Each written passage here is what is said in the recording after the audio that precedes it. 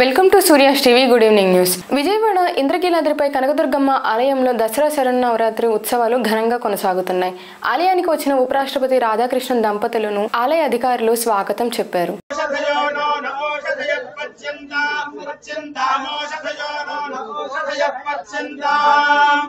ఓషధయః పచ్యంతాం పచ్యంతామోషధయః ఓషధయః పచ్యంతాం యోగక్షేమో యోగక్షేమః పచ్యంతామోషధయః ఓషధయః పచ్యంతాం యోగక్షేమః పచ్యంతాం యోగక్షేమో యోగక్షేమః పచ్యంతాం పచ్యంతాం యోగక్షేమో యోగక్షేమః పచ్యంతాం పచ్యంతాం యోగక్షేమో నః योगक्षेमो no योगक्षेमो योगक्षेमो नः कल्पतां कल्पतां no योगक्षेमो योगक्षेमो नः कल्पतां योगक्षेम इति योगक्षेमः नः कल्पतां कल्पतां नो नः कल्पतां कल्पतामिति कल्पतामेवा वरुन्धे शीते वाते पुनन्धि वेद्याः क्षेमो वै राष्ट्रस्य शीतो वातः क्षेममेवावरुन्धे शतमानं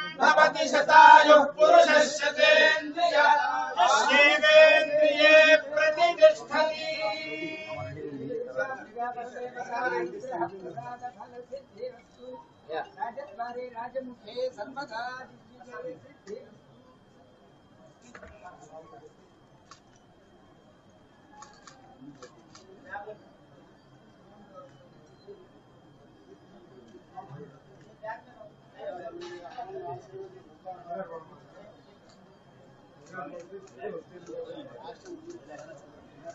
విశాఖలో 665 కోట్లకు సీనరేజ్ ప్రాజెక్టు చేపట్టబోతున్నామని, త్వరలో టెండర్లు పిలుస్తామని మున్సిపల్ శాఖ మంత్రి పి నారాయణ పిలుపునిచ్చారు. ఎమ్మెల్యే వైజ్ జోన్స్ యాక్చువల్ గా ఆల్రెడీ ఇన్స్ట్రక్షన్స్ ఇచ్చాము. మొత్తం 10 జోన్స్ గా చేశారు అధ్యక్ష. దాని ఇంప్లిమెంటేషన్ ఇమీడియట్ గా చేస్తామని సభ్యులకు తెలియజేస్తున్నారు అధ్యక్ష. అదేవిధంగా ఎస్టీపీస్ రాష్ట్రం మొత్తం స్వచ్ఛ భారత్ యాక్చువల్ గా ఎస్టీపీస్ మీద స్పెషల్ డ్రైవ్ పెట్టి చేస్తున్నారు అధ్యక్ష. డంపింగ్ యార్డ్ గురించి చెప్పారు. ఖచ్చితంగా దాన్ని యాక్చువల్ గా పరిశీలిస్తాను. అదేవిధంగా మున్సిపల్ బిల్డింగ్, కమర్షియల్ కాంప్లెక్స్ ఈ రెండింటి గురించి చెప్పారు. వాటి మీద కూడా దృష్టి సాధించి వీలైన తొందరలో చేయడానికి చేస్తాం అధ్యక్ష. జోనల్ కమిషనర్స్ కి పవర్స్ అడిగారు. దాని విషయం కూడా పరిశీలిస్తామని తెలియజేస్తున్నాను. అదేవిధంగా రామకృష్ణరావు గారు యూజీడీ విషయం అడిగారు అధ్యక్ష. యాక్చువల్ గా వాటర్ యూజీడీ 2 విశాఖపట్నంలో జరుగుతున్నాయి అధ్యక్ష. ఒకటి సివరేజ్ సిస్టమ్ కి 665 కోట్లతో యాక్చువల్ గా ఒక ప్రాజెక్టు యాక్చువల్ గా ఐఎఫ్సీ వాళ్ళు లోన్ కూడా శాంక్షన్ చేశారు అధ్యక్ష. అది త్వరలో టెండర్ పిలుస్తాం అధ్యక్ష, వీలైన తొందరలో. అదేవిధంగా డ్రింకింగ్ వాటర్ సంబంధించి ఒక ప్రాజెక్ట్ యాక్చువల్ గా అది ఫైనాన్షియల్ డిస్కషన్ లో ఉంది అధ్యక్ష. దాన్ని కూడా ఫైనలైజ్ చేసి యాక్చువల్ గా ఆ ప్రాజెక్ట్ కూడా ముందుకు తీసుకుపోతామని తెలియజేస్తున్నాను అధ్యక్ష. అదేవిధంగా యాక్సెప్టెన్స్ సర్టిఫికేట్ చేశారు, పూర్తి చేయకండి అన్నారు. దాని మీద కూడా యాక్చువల్ గా యాక్షన్ తీసుకుంటామని తెలియజేస్తున్నాను. గన్నబాబు గారు కూడా పవర్స్ జోనల్ కమిషనర్స్ అన్నారు, జోన్స్ అన్నారు. అయితే జోన్స్ ఆల్రెడీ చేసాం, ఆర్డర్స్ ఇవ్వాలా, అది ఇమీడియట్ గా చేస్తాం. అదేవిధంగా సింహాచలం ఏదైతే టీడీఆర్ బాండ్స్ ఉన్నాయో అక్కడ ఎండోమెంట్స్ వాళ్ళతో డిస్కస్ చేస్తున్నాం అధ్యక్ష. దాన్ని కూడా క్లియర్ చేస్తామని తెలియజేస్తున్నాను. గాజువాక బిల్డింగ్ విషయం అడిగారు. దాన్ని కూడా యాక్చువల్ గా నేను పరిశీలిస్తానని తెలియజేస్తున్నాను అధ్యక్ష. ఎన్నికల మేనిఫెస్టోలో హామీలు మాయమయ్యాయని, మహిళల ఆత్మహత్యల అత్యాచారాలు పెరిగిపోయాయని కూటమి ప్రభుత్వంపై మాజీ మంత్రి రోజా కామెంట్స్ చేశారు. ఈరోజు వైఎస్ఆర్ కాంగ్రెస్ పార్టీ రాష్ట్ర స్థాయి విస్తృత సమావేశం జరిగింది. ఇందులో ఈరోజు రాష్ట్రంలో కూటమి ప్రభుత్వం అధికారంలోకి రావడానికి ఇచ్చిన మేనిఫెస్టో ఏంటి, అధికారంలోకి వచ్చాక ఆ మేనిఫెస్టోని గాలికి వదిలేసి సిగ్గు లేకుండా మొన్న అనంతపురంలో సూపర్ 6 సూపర్ హిట్ అంటూ ఎలా సంబరాలు చేసుకున్నారో వాటి మీద ఫస్ట్ డిస్కషన్ జరిగింది. ఎందుకంటే అధికారంలో రావటానికి ముందు పచ్చపత్రిక ఈనాడులో వేసిన యాడ్ మీరు చూస్తుంటారు, ఏమేమి ఇస్తాము అని చెప్పి. సో అదే మేనిఫెస్టో ఉండాలి కదా ఈరోజు అధికారంలోకి వచ్చాక. దాంట్లో ఆడబిడ్డ నిధి కనిపించలేదు. ఒక ఆడపిల్లకి 18 ఏళ్ళు దాటితే 1500 ఇస్తాము, ఎంతమంది ఆడపిల్లలు ఉంటే అంతమందికి అన్నారు. ఒక్కరికి ఇవ్వలేదు కాబట్టి దాన్ని తీసేశారు. అలాగే మీరు చూస్తే నిరుద్యోగ భృతి, ఉద్యోగం ఇస్తాం లేదా నిరుద్యోగ భృతి 3000 ఇస్తామన్నారు. అది కూడా సూపర్ 6లో ఉన్నది తీసేశారు. అలాగే ఎస్సీ ఎస్టీ బీసీ మైనారిటీకి 50 ఏళ్లకే పెన్షన్ ఇస్తాము అని చెప్పారు సూపర్ 6లో.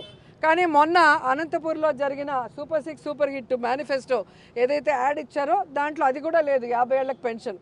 అంటే వీళ్ళు ఇచ్చిన సూపర్ 6ని మార్చేసి కొత్త సూపర్ 6లని ఏవో ఫోటోలు పెట్టుకొని సంబరాలు చేసుకుంటున్నారు. దేనికి మీరు సంబరాలు చేసుకుంటున్నారు? ఈరోజు ఆడవాళ్ళని ఆత్మహత్యలు చేసుకునే విధంగా, ఆడవాళ్ళని రేప్ చేసి ముక్కలు చేసి చంపేస్తుంటే కూడా ఆ కుటుంబాలకి సమాధానం చెప్పకపోకుండా సిగ్గు లేకుండా సంబరాలు చేసుకుంటున్నారా? ఈ రాష్ట్రంలో నిరుద్యోగులకి ఉద్యోగం ఇవ్వకుండా, నిరుద్యోగ భృతి ఇవ్వకుండా వాళ్ళని రోడ్ల మీద వదిలేసి సంబరాలు చేసుకుంటున్నారా? దానికోసం ఈరోజు రైతులకి 20,000 ఇస్తామన్నారు. 2 సంవత్సరాలు 40,000 ఇవ్వాల్సి ఉంటే 5,000 ఇచ్చి చేతులు దులుపుకొని దేనికి మద్దతు ధర లేదు. మామిడికి లేదు, టమాటాకి లేదు, ఉల్లికి లేదు, పొగాకు లేదు, పసుపుకి లేదు, మిర్చికి లేదు ఇవ్వకుండా ఇంకా యూరియా కోసం ఈరోజు రోజుల తరబడి రోడ్డు మీద వాళ్ళు ఎదురు చూస్తూ ఆత్మహత్యలు చేసుకునే పరిస్థితి తీసుకొచ్చి సిగ్గు లేకుండా మీరు సంబరాలు చేసుకుంటున్నారని నేను అడుగుతున్నా. దేనికి సంబరాలు చేసుకుంటున్నారు? మీ ఫెయిల్యూర్కి సంబరాలు చేసుకుంటున్నారా? లేదా మీరు అవినీతిలో దోచుకొని మీరు చక్కగా సెటిల్ అయ్యారు కాబట్టి సంబరాలు చేసుకుంటున్నారని నేను అడుగుతున్నా. చేనేత కార్మికులు ఇబ్బందులు ఎదుర్కొంటున్నారని, దళారుల చేతిలో చేనేత కార్మికులు ఉన్నారని మంత్రి నారా లోకేష్ పేర్కొన్నారు. మెరుగైన ఉపాధి ఆదాయం వచ్చే విధంగా మార్కెట్కి ఎట్ట లింక్ చేయాలనే విధంగా మనం అందరం పనిచేయాల్సిన అవసరం ఉంది. నేను ఈ ప్రాజెక్ట్ సుమారుగా 3.5-4 సంవత్సరాల నుంచి చేస్తున్నాను. ఇంకా సక్సెస్ అయిందని నేను అనట్లా. మీరు అన్నట్టు స్ట్రక్చరల్ ప్రాబ్లమ్స్ ఉన్నాయి. కొన్ని దాంట్లో దళారులు ఉన్నారు, వాళ్ళ చేతుల్లో చేనేత సోదరులు ఉండిపోయగల వాళ్ళు బయటికి కూడా రాలేని పరిస్థితి ఉంది. నేను దానిపైన పెద్ద ఎత్తున వర్క్ చేశాను. మనందరం కలిసికట్టుగా హోంవర్క్ చేసి ఒక లాంగ్ టర్మ్ ప్లాన్, ఇది 2 సంవత్సరాలు 3 సంవత్సరాలు అయ్యేది కాదు, లాంగ్ టర్మ్ ప్లాన్ అనేది మనందరం కలిసికట్టుగా చేయాలని గౌరవ సభ్యులు నేను కోరుతున్నా. యూనిఫామ్ విషయం మీరు చెప్పారు. గతంలో ఏమైందంటే ఈ ప్రాబ్లం వల్ల వాస్తవంగా యాప్కో అయితే 1 సంవత్సరం సప్లై కూడా చేయలేకపోయారు. మేము చేయలేము, ఇంత క్వాంటిటీ మా వల్ల అవదు, ఎంతో కొత్త చేయండి అది కూడా చేయలేకపోయారు. సో ఈ సంవత్సరం ఎటుకో ప్రొక్యూర్మెంట్ అయిపోయింది, పిల్లలకి బట్టలు ఇచ్చేస్తాం. వచ్చే సంవత్సరానికి ఇప్పుడు ప్రక్రియ స్టార్ట్ చేస్తాం కనుక నేను ఒక వర్కింగ్ గ్రూప్ ఏర్పాటు చేస్తాం. మన department will create a working group. 2 పెద్దలు మీరు కూడా బుచ్చతాత నాయకత్వంలో మీరు కొంచెం ఎమ్మెల్యేలందరూ మాట్లాడి ఒక 4-5 మీరు వర్కింగ్ గ్రూప్ లోకి రండి, కూర్చొని లెటర్స్ డిస్కస్ దీన్ని ఎట్లా మెయిన్ స్ట్రీమ్ చేయాలో చేద్దాం. ఇంద్రకీలాద్రిలో అమ్మవారి ఆలయ ప్రాంగణంలో తమకు కనీస గౌరవం ఇవ్వడం లేదని సేవా కమిటీ సభ్యులు నిరసన తెలిపారు.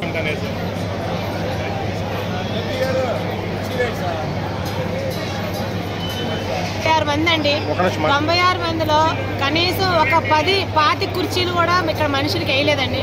మీడియా వాళ్ళే అక్కడ ఇక్కడ కూర్చుంటున్నారు. మాకు ఉత్సవ కమిటీకి అట్లీస్ట్ ఇక్కడ 10 కుర్చీలు కూడా వేయలేదండి. అందరం కిందే కూర్చున్నాం. మరి మేము ఉత్సవ కమిటీ వాళ్ళం మా భర్తను కానీ నా తల్లిని కానీ తెచ్చుకోవడానికి కూడా అర్హత లేదు. ఎందుకంటే మేమే రావాలి, మేము సేవ చేయాలి, చేస్తాం. కానీ చేస్తానికి కూర్చోడానికో మాకు కనిపించడానికో మేము ఇక్కడ కూర్చుంటాం కదా సంవత్సరానికి. మాకు ఈసారి ఫస్ట్ సారి మాకు ఈ అవకాశం వచ్చింది, సంతోషంగా చేస్తున్నాం.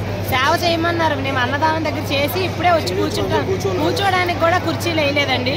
మరి ఇది ఎట్లాంటి పరిస్థితి? ఈ కూటమిలో మరి మా నాయకులు ఉన్నారు, మరి వాళ్ళందరికి కూడా పొద్దునగా నేను ఒక వీడియో చేసి సిపి గారికి మా అధికారులకు కూడా పంపించడం జరిగిందండి. కనీసం మర్యాద ఇవ్వమని కోరుకుంటున్నాం. కుర్చీలు వేయచ్చు కదా. పోలీసు వారైతే వాళ్ళ చుట్టాలు బంధువులు వెళ్తున్నారు, మేము ఫోటోలు తీస్తున్నాం. కాకి డ్రెస్ ఉంటే వాళ్ళ వెనకాల బ్యాడ్జ్ లేకుండా వెళ్ళొచ్చు. నా సోదరి మా పార్టీలో మనిషిని మేము 3 కలిసి 2 పైకి తీసుకురావడానికి పోలీసులతో గొడవ చేయడం అయిందండి. పోలీసులు మమ్మల్ని అడ్డుకున్నారు. వాళ్ళకు కూడా మేము దర్శనం ఇప్పించలేకపోయాం. న్యాయంగా అయితే ఇప్పించలేకపోయాం, వాళ్ళు వెళ్ళిపోయారండి. పార్టీకి మా సుజనా చౌదరి గారిని గెలిపించుకున్న వాళ్ళకి 2కి మేము దర్శనం ఇప్పించుకోలేకపోయాం. అదేంటి జరిగింది. ఈ వార్తలు ఇంతటితో సమాప్తం.